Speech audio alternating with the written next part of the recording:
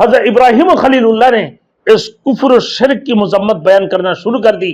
خاندان، قوم، بادشاہ سب آپ کی دشمن ہو گئے کہ یہ کیا شروع کر دیا، ہمارے معبودوں کو برا بھلا کہنا شروع کر دیا. کیا بات ہے، کیوں ہمارے معبودوں کو یہ برا بھلا کہتے ہیں؟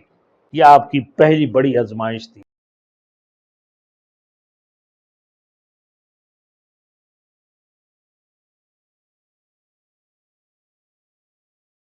Thanks for watching. Don't forget to like, comment, share and subscribe to Maulana Habibullah Rouhani Official. جب یہ آزمائش شروع ہوتی میرے دوستوں تو اس وقت میں کہ والد، قوم اور بادشاہ وقت کے ساتھ کشمکش پیدا ہوئی. اللہ رب العزت نے ان کو تو شروع ہی میں ہدایت سے نوازا، تو پھر فرمایا اپنے مشرکانہ ماحول کا یہ اثر لیا. حضرت ابراہیم خلیلullah علیہ السلام نے اپنے مشرکانہ ماحول کا یہ اثر لیا، نہ شرک و کفر سے متنفر ہو گئے. آپ نے کفر و شرک کی مذمت بیان کرنا شروع کی. خاندان، قوم، بادشاہ سب آپ کی دشمن ہو گئے، سب آپ کے دشمن ہو گئے. یہاں تو معمولی تنازع ہو جائے تو میرے دوستوں لوگ بھگ جاتے ہیں، لیکن ابراہیم خلیلullah اپنے خاندان، والد، پھر قوم، پھر زمانہ کی دور کے بادشاہ وقت یہ کفر و شرک کے اندر جب ڈوبے ہوتے، ان کفر اور شرک کی وجہ سے یہ شرک اور کفر سے متنفر ہو گئے. حضرت ابراہیم خلیلullah نے اس کفر و شرک کی مذمت بیان کرنا شروع کر دی. خاندان، قوم، بادشاہ سب آپ کی دشمن ہو گئے کہ یہ کیا شروع کر دیا، ہمارے معبودوں کو برا بھلا کہنا شروع کر دیا. کیا بات ہے، کیوں ہمارے معبودوں کو یہ برا بھلا کہتے ہیں، ہمارے معبودوں کو برا بھلا کیوں کہتے ہیں؟ میرے دوستو بہت بڑی بات ہے کہ لوگ ابراہیم و خلیلullah علیہ السلام نے بڑی صبر اور بڑی آزمائشیں تھی ان کے اوپر. آپ کا 50-60 سال تک اپنے ماحول سامنے سینہ سپر رہے. 50-60 سال تک حضرت ابراہیم و خلیلullah علیہ السلام نا. یہاں تو میرے دوستو مگر آپ کی پایا استعمال میں لغزش نہ آئی. آپ 50 سال تک جمے رہیں دین کے اوپر اور سینہ سپر رہے، آخر تک وہ پیچھے نہیں ہٹے. حضرت ابراہیم و خلیلullah علیہ السلام جب حضرت ابراہیم و خلیلullah علیہ السلام نے قوم کی عبادت خانہ میں جا کر سارے بتوں کو توڑ دیا، پھر یہ کہنے لگا، اسی وقت الزام لگانا شروع کر دی، کیونکہ ہمارے معبودوں کو برا بھلا تو یہی کہتے تھے، اور پھر یہی ہمیں دین کی دعوت دیتا تھا، یہی ہمیں توحید کی دعوت دیتے تھے. یہ اپنے والد کو بھی، قوم کو بھی، خاندان والوں کو بھی اور زمانہ کی بادشاہ کو بھی، سب کو یہ دعوت دیتے تھے. پورے خاندان ان کی مخالفت ہو گئی، سارے کے سارے ان کی دشمن ہو گئی. 50-60 سال تک وہ سینہ سپر رہے حضرت ابراہیم و خلیلullah علیہ السلام کہ توحید کی دعوت کے اوپر رہیں. بالآخر ان کی بتوں سے بیزار ہو گئی، ان کی شرکانہ حرکتوں سے متنفر ہو گئی. آخر نفرت کرنے لگے ابراہیم و خلیلullah علیہ السلام نے. پھر حضرت ابراہیم و خلیلullah علیہ السلام نے ان کی عبادت گاہ میں جا کے موقع دیکھ کر ان کی سارے بتوں کو توڑ پھوڑ کے رکھ دی. اب یہ کہنے لگا کہ یہ کوئی نہیں کر سکتا ہے، کرنے والے ہے تو یہ ابراہیم ہے، کرنے والے ہے یہ ابراہیم ہے، کیونکہ یہ ہمارے بتوں کو برا بھلا کہتے، یہ ہمارے بتوں سے یہ بیزار ہے، یہ ہمارے بتوں سے یہ متنفر ہے نا، ہماری یہ کفریت اور شرکیت کی ماحول سے یہ انتہائی متنفر ہے. اس کے علاوہ یہ حرکت کوئی نہیں کر سکتا ہے. ابراہیم و خلیلullah علیہ السلام کو پوچھنے لگے کہ یہ کس نے کیا ہے کام، تمہارے علاوہ کسی نے نہیں کیا؟ بولے نہیں، تمہارے بڑے معبود نے کیا. بولے نہیں یہ کیسے کر سکتا ہے؟ تو بولے یہ نہیں کر سکتا ہے تو سارے چھوٹے معبودوں کو توڑ پھوڑ کے رکھ دی، وہ تمہارے بڑے معبود نے کیا، جس کو تم بڑے مانتے ہو اسی نے کیا. بولے نہیں یہ نہیں کر سکتا ہے. بولے جس معبود تمہیں نہ نفع دے سکتا ہے، نہ نقصان پہنچا سکتا ہے، نہ کسی کو مار سکتا ہے، نہ کسی کو صحیح کر سکتا ہے، نہ کسی کو سزا دے سکتا ہے، نہ کسی کو جزا دے سکتا ہے، تو پیچھے ایسے معبود کی عبادت کیوں کرتے ہو؟ ایسے معبود کی عبادت کیوں کرتے ہو؟ خاندان والوں کو سمجھایا، اے میرے والد، آزر کو کہنے لگا اپنے والد کی کہ آپ جو یہ کام کرتے ہو، ایک اللہ وحدہ لا شریک لہ کو معبود نہ بنا کر دوستوں کو تم نے معبود بنایا، اپنے ہاتھوں سے ترسے ہوئے بتوں کی تم پرستش کرتے ہو، ان بتوں کو تم نے معبود بنا لیا، ہاتھوں سے ترسے ہوئے نا مورتیوں کو تم نے بتوں کو تم نے اپنا معبود بنا لیا۔ آزار ایک بت کے نام بھی ہے، اس کا پوجا بھی کرتے تھے، اور وہ اپنے ہاتھوں سے اس کی خدمت بھی کیا کرتا تھا، اور خود اپنے ہاتھوں سے بناتے تھے اور اس کی تجارت بھی کیا کرتا تھا۔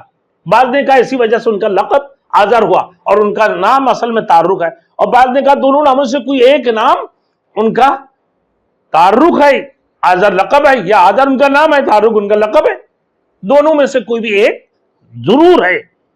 اب میرے دوستو کہنے لگا اس کے لیے کیا ہوگا، اب شیطان کی بھڑکانے لگا، کیونکہ وہ شیطانیت والی چال تھا، اور نمرود انتہائی جابر اور ظالم بادشاہ تھا، وہ کہتے تھے میں تمہارے رب میں سے سب سے بڑا رب، اور انتہائی جابر بادشاہ، انتہائی حکمران بادشاہ تھا، اور انتہائی کفریت میں ڈوبے ہوئے تھے، اور جیسے فرعون اپنے آپ کو کہتا تھا قال انا ربکم الاعلی، تمہارے سب ربوں میں سے سب سے بڑا رب میں ہوں۔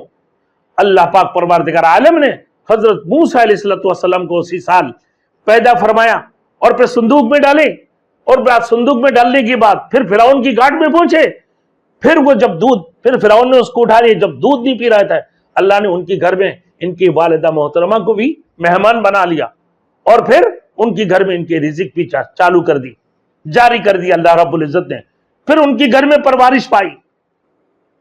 تو پھر نمرود کی دور میں ابراہیم و خلیل اللہ علیہ السلام کو اللہ نے پیدا فرمایا، وہ بھی انتہائی جابر اور ظالم بادشاہ تھا، اور انتہائی کفر و شرکیت میں ڈوبے ہوئے، اپنے بتوں کو پوجا کرتا تھا، بتوں کا پرستش کرتے تھے، ہاتھوں سے بنے ہوئے بتوں کا۔ تو وہ کہنے لگا کہ ہمارے معبودوں کو تو اس نے انتہائی بہت بڑے توہین کی، کہ ہمیں تو یقین ہو گیا ہے کہ ان بتوں کی توہین ابراہیم کی سوا اور کوئی نہیں کر سکتا ہے، کیونکہ یہ ہمارے معبودوں سے بیزار ہے، یہ ہمارے معبودوں سے متنفر ہو چکے ہیں، ہمارے معبودوں کو برا بلا کہتے ہیں، اور لہذا کہنے لگا حرکوا وانصروا آلیتکم، یعنی ہمارے معبودوں کو جو نقصان پہنچایا گیا اس کی تلافی صرف اس طرح ہو سکتی ہے کہ ابراہیم علیہ السلام کو آگ میں زندہ جلا دیا جائے۔ کیا حرکوا وانصروا آلیتکم، یعنی ہمارے معبودوں کو جو نقصان پہنچایا گیا اس کی تلافی صرف اسی طرح ہو سکتی ہے کہ حضرت ابراہیم و خلیل اللہ علیہ السلام کو آگ میں زندہ جلا دیا جائے، آگ میں زندہ جلا دیا جائے، اس کے علاوہ اس کا تلافی نہیں ہو سکتا۔ اب اس کی وزیروں نے بھی یہی رائے پیش کیا، سب نے نا جیسا کہ واقعات بیان ہوئے اس فیصلہ پر عمل درآمد کے لیے بہت بڑی مقدار میں ایندھن جمع کیا، بہت بڑی مقدار میں ایندھن جمع کیا، اور بہت بڑی کھڈا کھودا ہے، بہت بڑی گڈھا کھودنے کے بعد اس میں آگ لگا دی، اور پھر انگاروں کے اوپر حضرت ابراہیم و خلیل اللہ علیہ السلام کو منجنیق کی ذریعہ سے پھینک دیا گیا، پھینکا۔ ان حالت میں ابراہیم علیہ السلام آزمائش میں پوری اترے، انہوں نے آگ میں ڈالے جانے کے وقت بھی کوئی جزع فضع نہیں کی، حضرت ابراہیم و خلیل اللہ تعالیٰ کی خوشنودی کی خاطر نہ معافی کی کوئی درخواست تک پیش نہیں کی، بلکہ نہایت خند و پیشانی سے آگ میں ڈالے جانے کو قبول کر لیا۔ نہ اللہ تعالیٰ نے فرمایا وَأَرَادُوا بِهِ كَيْدًا فَجَعَلْنَاهُمُ الْأَخْسَرِينَ، وہ ایک داؤ کھیلنا چاہتے تھے۔ قُلْنَا يَا نَارُ كُونِي بَرْدًا وَسَلَامًا عَلَىٰ إِبْرَاهِيمَ وَأَرَادُوا بِهِ كَيْدًا فَجَعَلْنَاهُمُ الْأَخْسَرِينَ۔ قلنا، اللہ نے فرمایا آگ کو، اے آگ خبردار، آگ کی کام ہے جلانا، اور اللہ نے حکم فرمایا کہ میرے حکم کے علاوہ تو چل نہیں سکتا ہے، आग किसके हुक्म से जलाती हैं? अल्लाह के हुक्म से। आग ठंडा भी उसके हुक्म से होती है कि इब्राहिम और खलीलुल्लाह अलैहिस्सलातु वस्सलाम के लिए बुर्दबार वाली जगह बन जा, कुल बन जा, बिल्कुल ठंडा हो जा, कोल्ड, ठंडा बर्फ बन जा, उनके लिए सलामती वाली जगह बन जा। ऐसे इतना भी कोल्ड नहीं है, इतना भी ठंडा नहीं है कि जैसे बर्फबारी हो रहा है, कि ऐसे जगह बन जा कि हजरत इब्राहिम और खलीलुल्लाह के लिए सलामती वाली जगह बन जा, कि वो सलामत रहे, ना उनको आग जलाए, ना उनको बेचैनी हो, बिल्कुल पुरसुकून हो जा उसके लिए। कुल्ला या नारुकूनी बरदम व सलामन अला इब्राहिम, खबरदार मेरी तरफ से इजाजत तुझे नहीं है कि तू इब्राहिम को एक बाल भी जला सके, कि तू भी मेरे मखलूक है, तेरे अंदर ये ताकत नहीं है कि तुम मेरे हुक्म के अलावा इब्राहिम की एक बाल भी जला दे। अगरचे ये शैतान मुशरिक और कुफरू ने, काफिरू ने ना अपने मिंजनीक के जरिए से हजरत इब्राहिम खलीलुल्लाह अलैहिस्सलातु वस्सलाम को उस आग के गड्ढे के अंदर डाल दी है। अल्लाह ने फिर फरमाया वारादू बिही कैदन फजअलनाहुमुल अक्सरीन, वो एक दाव खेलना चाहते थे किसी तरह हजरत इब्राहिम अलैहिस्सलातु वस्सलाम को सफा हस्ती से नाफीद कर दिया जाए, मगर अल्लाह ताला ने फरमाया कि हमने इन बदबख्तों के ही गाटे वाला बना दिया। अब गाटे वाला कौन बना है? ये बदबख्त जिन लोगों ने अपने दाव पेच खेले हैं। अल्लाह बेहतरीन तदबीर, व मकरू मकर अल्लाह वल्लाहु खैरुल माकिरीन, वल्लाहु खैरुल माकिरीन, कि ये दाव पेच खेलने वाले दाव पे पेच खेलते हैं। अल्लाह फरमा रहा है मैं तो बेहतरीन दाव पेच खेलने वाला हूं।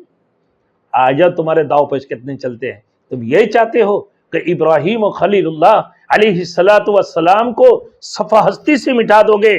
कि मैंने फरमाया, अल्लाह ने फरमा रहा है कि अल्लाह, मगर अल्लाह ताला ने फरमाया कि हमने उन बदबख्तों को ही गाटे में रखा, हमने गाटे वाले बना दिया, यानी उन सबको नाकाम कर दिया। अल्लाह ने आपको साबित कदम रखा इब्राहिम और खलीलुल्लाह अलैहिस्सलातु वस्सलाम को।